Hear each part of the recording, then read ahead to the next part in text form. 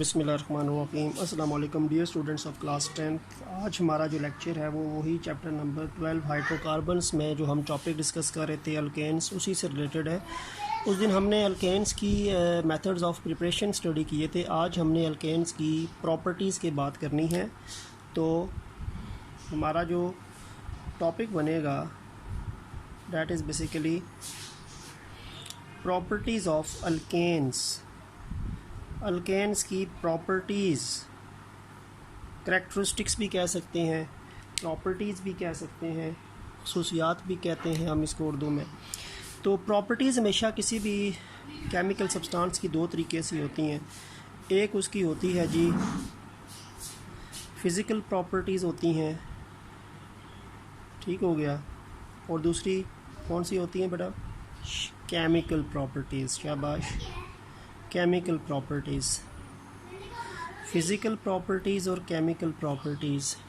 जहाँ तक बात है फ़िज़िकल प्रॉपर्टीज़ ऑफ अल्केन्स की, तो सबसे पहली बात तो ये है कि जो अल्केन्स हैं basically they are non polar. Alkane जो है ये नॉन पोलर है। अगर अल्केन नॉन पोलर हैं तो इसका मतलब है कि ये वाटर में इनसॉल्युबल होंगे। They are insoluble in water, ठीक हो गया। क्योंकि पानी पोलर चीज़ है ना, तो पानी अपने अंदर पोलर चीज़ों को डिज़ोल्व करता है। अब अल्केन्स क्योंकि नॉन पोलर है तो अल्केन्स पानी में तो सॉल्युबल नहीं होंगे, ठीक है। क्योंकि वाटर जो है, वाटर क्या चीज़ है? वाटर पोलर चीज़ है।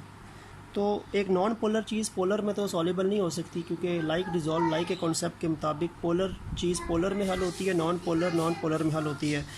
तो अगर ये नॉन पोलर हैं तो इसका मतलब है कि they are dissolved in non polar solvents.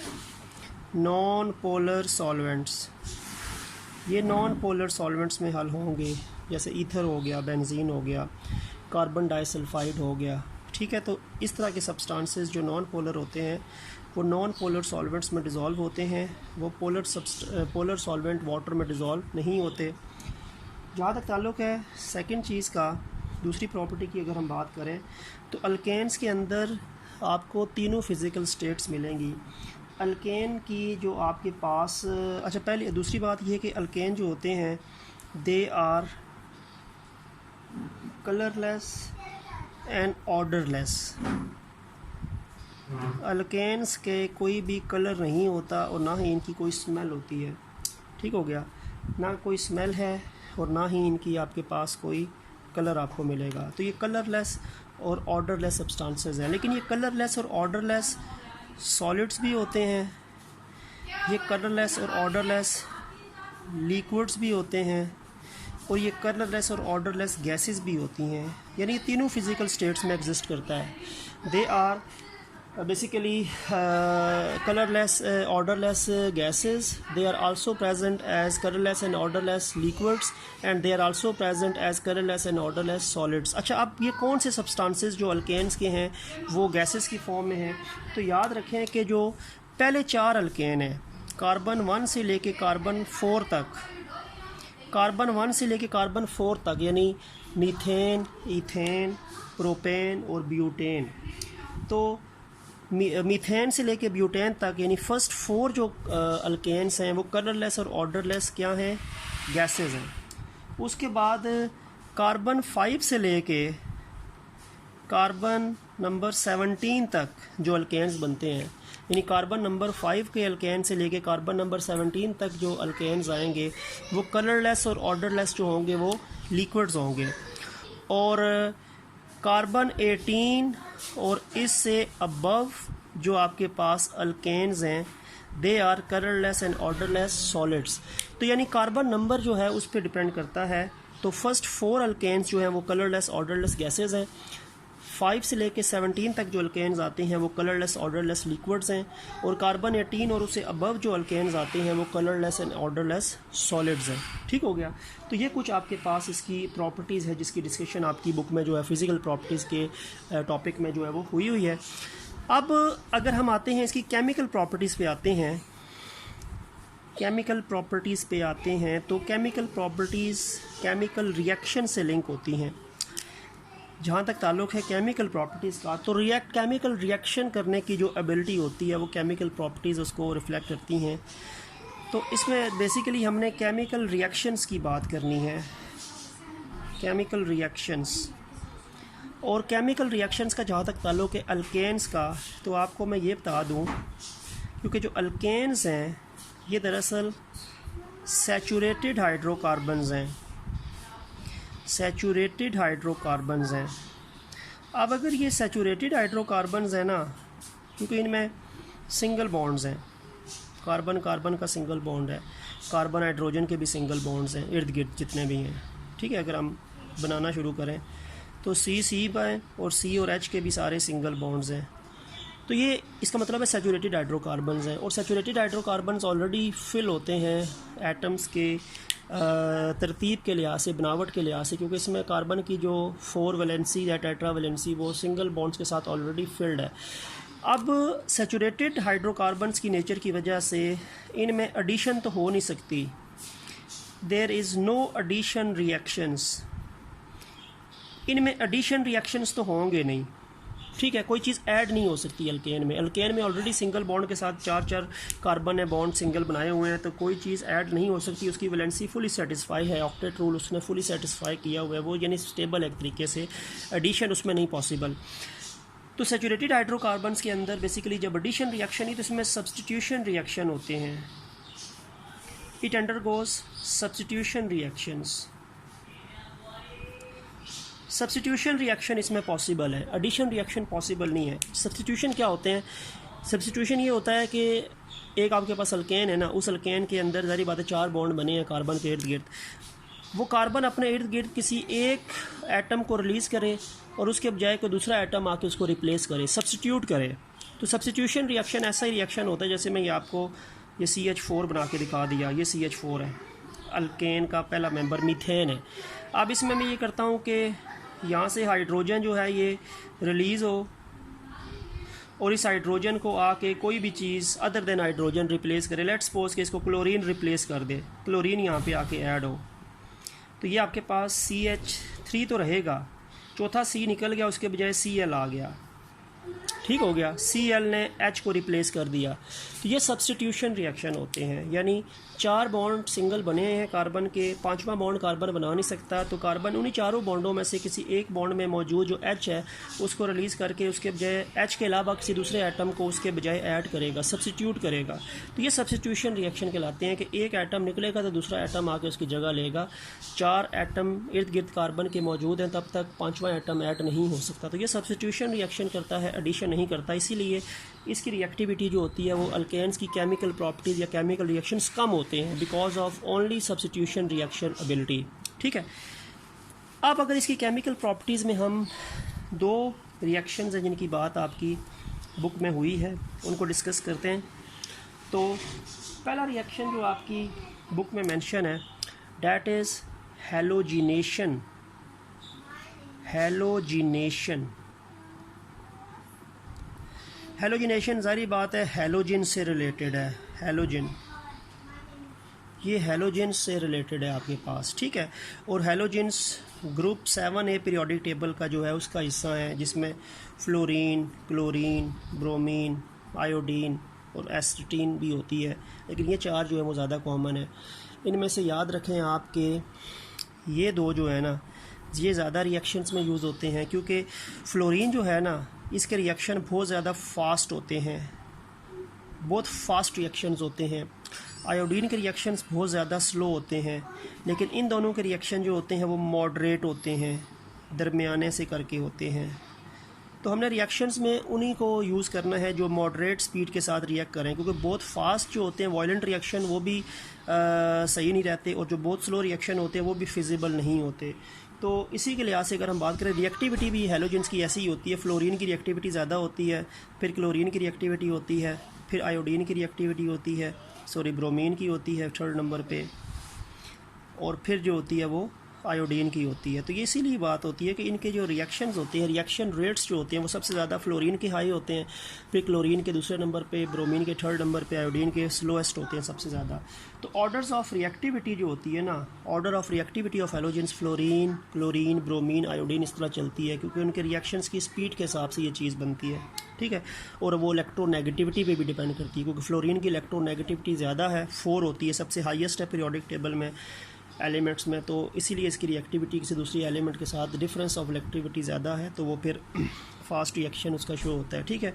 तो ये हमने अक्सर क्लोरीन और ब्रोमीन की ही बात करनी है। और हैलोजेंस में बता दूं कि हैलोजन जितने भी हैं वो डायटोमिक स्टेट में होते हैं। फ्लोरीन आपको F2 की फॉर्म में मिलेगा, क्लोरीन Cl2 की फॉर्म में मिलेगा, ब्रोमीन Br2 की फॉर्म में मिलेगा, आयोडीन I2 की फॉर्म में मिलेगा। तो यानी ये सिंगल एटम की फॉर्म में तो एग्जिस्ट करते नहीं हैं, क्योंकि ये नोबल गैसेस तो हैं नहीं, ये ज़ाहिर बात है कंपाउंड्स की फॉर्म में होते हैं, कंबाइंड स्टेट में होते हैं या फ्री स्टेट में। और फ्री स्टेट में ये डायटोमिक स्टेट्स में होते हैं, fluorine, chlorine, bromine, iodine, F2, Cl2, Br2, I2, ये इनकी अपीयरेंस है नेचर के अंदर, ठीक है। तो फिर इसकी रिएक्टिविटी इससे क्लोरीन से ज़्यादा है, क्लोरीन की ब्रोमीन से ज़्यादा है, ब्रोमीन की आयोडीन से ज़्यादा है। तो ये तो हैलोजेंस हैं। तो हैलोजन से ये हैलोजिनेशन निकला है। अब हैलोजिनेशन में बेसिकली क्या होता है, हैलोजिनेशन का मतलब ये होता है कि जब आपके पास अल्केन का रिएक्शन होता है, जब अल्केन का रिएक्शन होता है हैलोजन के साथ, तो वो रिएक्शन जो है वो किस कैटेगरी में आता है, सब्स्टिट्यूशन में आता है, वो सब्स्टिट्यूशन रिएक्शन में आता है। वही बात है कि अल्केन के हाइड्रोजन को एक ना एक हैलोजन रिप्लेस करेगा, तो ये सब्स्टिट्यूशन है, क्योंकि अल्केन में एडिशन तो हो नहीं सकती क्योंकि ये सैचुरेटेड है, तो ये सब्स्टिट्यूशन रिएक्शन में आता है। और अल्केन और हैलोजन की जो सब्स्टिट्यूशन होती है वो हैलोजिनेशन कहलाती है, ठीक है। तो हैलोजिनेशन में बेसिकली क्या होता है कि अल्केन्स के हाइड्रोजन को हैलोजन का एटम रिप्लेस करता है, and this is a kind of substitution reaction and this is called as halogenation. So the substitution of hydrogen atom of alkane with halogen atom is known as halogenation and this is a kind of substitution reaction. ठीक हो गया। अब ये जो halogenation है ना, ये आपकी बुक में 2 डिफरेंट कैटेगरीज के अंदर उसने बता दी है। अब ये जितनी भी halogenation होती है ना, हैलोजिनेशन हमने जो डिस्कस करनी है वो क्लोरीन के हिसाब से पढ़नी है। Chlorine as a halogen atom, halogen molecule या हैलोजन सब्सटेंस के तौर पे हमने एल्केन में ऐड करना है, ठीक है। Cl2 की बात हुई है, ब्रोमीन, फ्लोरीन, आयोडीन की बात नहीं हुई। अब जो क्लोरीन है ना, क्लोरीन का रिएक्शन जो है वो अल्केन के साथ जब होगा तो उसके लिए बेसिक रिक्वायरमेंट जो होती है वो सनलाइट होती है। सनलाइट जो है वो एक तरीके से अल्केन को क्लोरीन के साथ सब्स्टिट्यूशन रिएक्शन में आप कह सकते हैं कि एबिलिटी रखती है इसको रिएक्ट करवाने की। और सनलाइट 2 फॉर्म में होती है, या डायरेक्ट सनलाइट होती है या फिर डिफ्यूज्ड सनलाइट होती है। डायरेक्ट सनलाइट वही, अगर बिल्कुल धूप के नीचे अगर एक रिएक्शन हो रहा है, उसमें कोई बीच में ऑब्स्टिकल नहीं है और कोई रिफ्लेक्टेड पार्ट नहीं है, सूरज की रोशनी डायरेक्टली आके अगर पड़ती है तो वो तो डायरेक्ट सनलाइट कहलाती है। और डिफ्यूज सनलाइट वो लाइट होती है जो रिफ्लेक्ट होके पहुंचती है, या फिर किसी मिरर या किसी शीशे से होती हुई, ग्लास से होती हुई अंदर आती है, तो उसकी काफ़ी हद तक वेवलेंथ जो होती है वो चेंज हो जाती है, वो डिफ्यूज सनलाइट होती है। तो डिफ्यूज सनलाइट में भी हैलोजिनेशन होती है और डायरेक्ट सनलाइट में भी हैलोजिनेशन होती है। डिफ्यूज सनलाइट में जो हैलोजिनेशन होती है ना, वो मल्टीपल स्टेप्स में होती है, वो डिफरेंट स्टेप्स में होती है, मल्टीपल स्टेप्स में होती है, 1 2 3 4 5 इस तरह करके स्टेप्स होते हैं। और डायरेक्ट सनलाइट में जो हैलोजिनेशन होती है वो सिंगल स्टेप में होती है, सिंगल स्टेप में, एक स्टेप में हैलोजिनेशन जो है वो डायरेक्ट सनलाइट में होती है और मल्टीपल स्टेप्स में डिफ्यूज सनलाइट में होती है। और डायरेक्ट सनलाइट में जो ज़ाहिर बात है सिंगल स्टेप में होती है, और ये रिएक्शन बहुत ज़्यादा जो होता है वो एक्सप्लोसिव होता है और बहुत ज़्यादा फास्ट रिएक्शन होता है। डायरेक्ट सनलाइट में एक ही स्टेप में हैलोजिनेशन हो जाती है, ठीक है। अब मैं आपको पहले डायरेक्ट सनलाइट की बताता हूँ और फिर आपको डिफ्यूज सनलाइट की बताता हूँ। डायरेक्ट सनलाइट में लेट्स सपोज कि मैं जो अल्केन यूज़ कर रहा हूँ वो मीथेन है प्लस Cl2।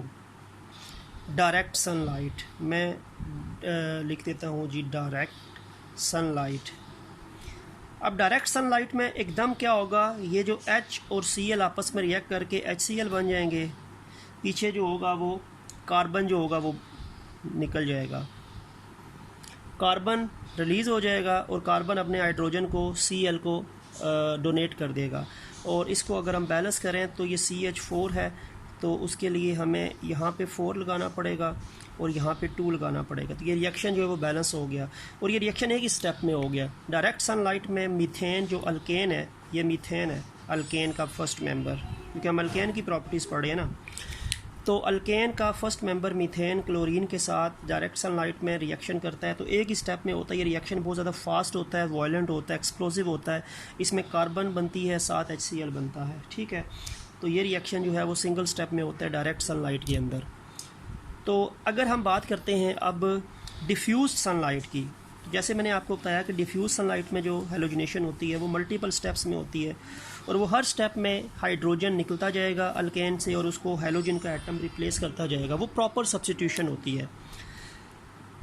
अब ये अल्केन है, ये क्लोरीन है, मैं लिखता हूँ जी डिफ्यूज्ड सनलाइट। पहले मैंने डायरेक्ट लिखा था ना, अब डिफ्यूज सनलाइट लिखा है। डिफ्यूज सनलाइट में मल्टीपल स्टेप्स हैं। अब ये कितने हाइड्रोजन है? 4। हर स्टेप में एक एक हाइड्रोजन निकलेगा और हर स्टेप में उस हाइड्रोजन को एक हेलोजन रिप्लेस करेगा। जितने हाइड्रोजन्स होंगे उतने स्टेप्स होंगे। अब यहाँ पे 4 हाइड्रोजन है तो 4 स्टेप्स हैं। फर्स्ट स्टेप में क्या होगा, एक हाइड्रोजन निकल के इधर आएगा और उसके बजाय एक क्लोरीन का एटम इधर आएगा, तो कंपाउंड बनेगा CH3। क्योंकि CH4 था पहले, एक हाइड्रोजन निकल गया तो वो यहाँ पे आ गया और इधर से एक Cl का एटम उस हाइड्रोजन को रिप्लेस किया, तो CH3Cl। अब एक Cl इधर बचा, एक H इसका बचा, वो मिलके HCl बन जाएगा, ठीक है। ये आपके पास बनेगा क्लोरोमीथेन। क्लोरोमीथेन अभी भी हाइड्रोजन मौजूद हैं, जब तक सारे हाइड्रोजन निकलेंगे नहीं हेलोजिनेशन होती रहेगी। सेकंड स्टेप शुरू होगा CH3Cl से प्लस Cl2, वही डिफ्यूज्ड सनलाइट। चले मैंने DSL लिख दिया। अब एक हाइड्रोजन मज़ीद निकलेगा, एक क्लोरीन मज़ीद आएगी। पहले CH3 था, अब CH2 हो जाएगा। क्लोरीन पहले Cl था, एक और क्लोरीन आ गया। हर स्टेप पे एक क्लोरीन एटम इसमें आएगा, एक हाइड्रोजन एटम इधर से निकलेगा, ये CH2Cl2 बनेगा और एक H यहाँ से निकला और एक Cl जो यहाँ पे बना HCl।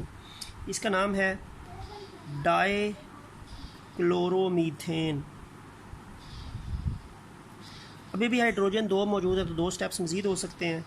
CH2Cl2 plus Cl2 diffused sunlight, एक और Cl यहाँ पे आएगा और एक और H यहाँ से जाएगा, ये CH2 से CH हो जाएगा और पीछे Cl2 था तो Cl3 हो जाएगा। एक क्लोरीन इधर आया, एक हाइड्रोजन इधर चला गया और वो H और Cl मिलके HCl बन जाएगा। इसका नाम है ट्राइक्लोरोमीथेन। ट्राइक्लोरोमीथेन या इसको कहते हैं क्लोरोफॉर्म। कॉमनली इसको क्लोरोफॉर्म कहते हैं और वैसे इसको ट्राइक्लोरोमीथेन इसका असल नाम है। अब ये अभी भी एक H मौजूद है तो अभी मज़ीद रिप्लेसमेंट हो सकती है इसकी हेलोजन से। अब एक आखिरी हाइड्रोजन भी निकल जाएगा, ये C रह जाएगा और ये Cl3 से Cl4 हो जाएगा और एक H और एक Cl जो यहाँ पे था वो मिलके HCl बन जाएगा। तो ये देखें, ये प्रॉपर सब्स्टिट्यूशन नज़र आ रही है। हर स्टेप पे अल्केन का एक हाइड्रोजन निकल के उसको हेलोजन का एटम रिप्लेस कर रहा है। तो जब तक सारे के सारे हाइड्रोजन निकल नहीं जाएंगे तब तक हेलोजिनेशन चलती रहेगी। यहाँ पे इसके पास 4 हाइड्रोजन है, यहाँ पे इसके पास 4 हेलोजन आ गए हैं, ठीक है। हर स्टेप पे हेलोजन और हाइड्रोजन की रिप्लेसमेंट है, सब्स्टिट्यूशन है और इसका नाम है टेट्राक्लोरोमीथेन। टेट्राक्लोरोमीथेन या इसका एक और नाम होता है कार्बन टेट्राक्लोराइड। कार्बन टेट्राक्लोराइड, तो दोनों नाम इसके होते हैं, ठीक है। तो ये आपके पास हेलोजिनेशन होगी है 4 स्टेप्स में और डिफ्यूज सनलाइट में रिएक्शन 4 स्टेप्स में होता है, आहिस्ता आहिस्ता चलता है और हर स्टेप के अंदर हाइड्रोजन ऑफ अल्केन निकलेगी और उसके बजाय एक हाइड्रोजन का एटम निकलेगा, उसको एक हेलोजन का एटम रिप्लेस करेगा और जब तक सारे हाइड्रोजन निकल नहीं जाएंगे तब तक ये स्टेप चलता रहेगा। अगर ये 4 हाइड्रोजन वाला अल्केन है तो 4 स्टेप्स होंगे, 5 वाला होता तो 5 होते, 6 वाला होता 6 होते, जितने भी हाइड्रोजन होते हर स्टेप पे हाइड्रोजन को हेलोजन का एटम रिप्लेस करके बनता है। तो ये हेलोजिनेशन है अल्केन की मीथेन में, ठीक है। मीथेन हमने बता दिया आपको। और इसमें सेकंड जो केमिकल रिएक्शन है, एक तो हेलोजिनेशन अभी हमने डिस्कस कर लिया, एक सेकंड जो रिएक्शन है आपके पास इसमें अल्केन के केमिकल प्रॉपर्टीज़ में, वो है कंबस्चन। कंबस्चन, अच्छा कंबस्चन क्या होता है? किसी भी केमिकल सब्सटेंस का जो रिएक्शन होता है एयर के साथ, और एयर में आपको पता है ऑक्सीजन के साथ, ठीक है, और इसके नतीजे में क्या हो, इसके नतीजे में there is rapid release of heat, heat की रैपिड रिलीज़ हो, ठीक है, और हीट की रैपिड रिलीज़ हो, और उस हीट की रैपिड रिलीज़ की वजह से there is formation of flame, शोला, बर्निंग का अमल स्टार्ट हो, तो इसको हम कहते हैं कंबस्चन, ठीक है। तो हम ये कह सकते हैं what is basically combustion, the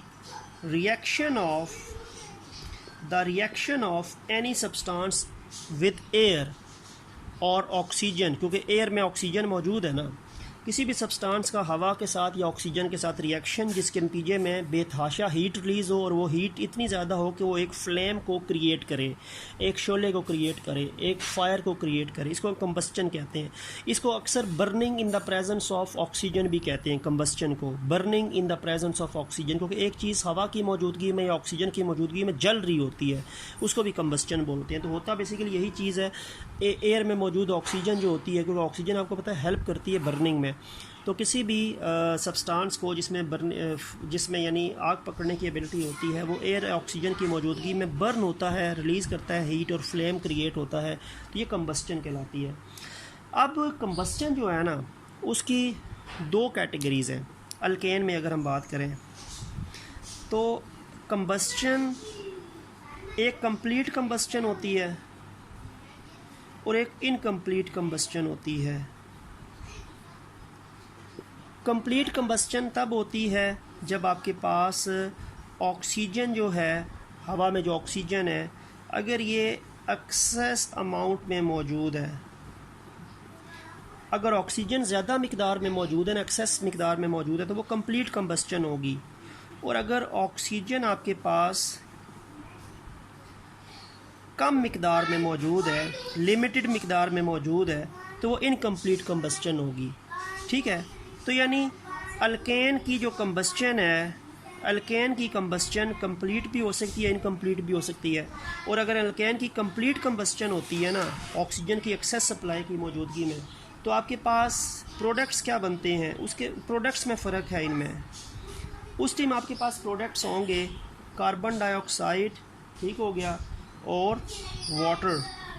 heat तो रिलीज़ होगी ना, हीट ने तो रिलीज़ होना ही है।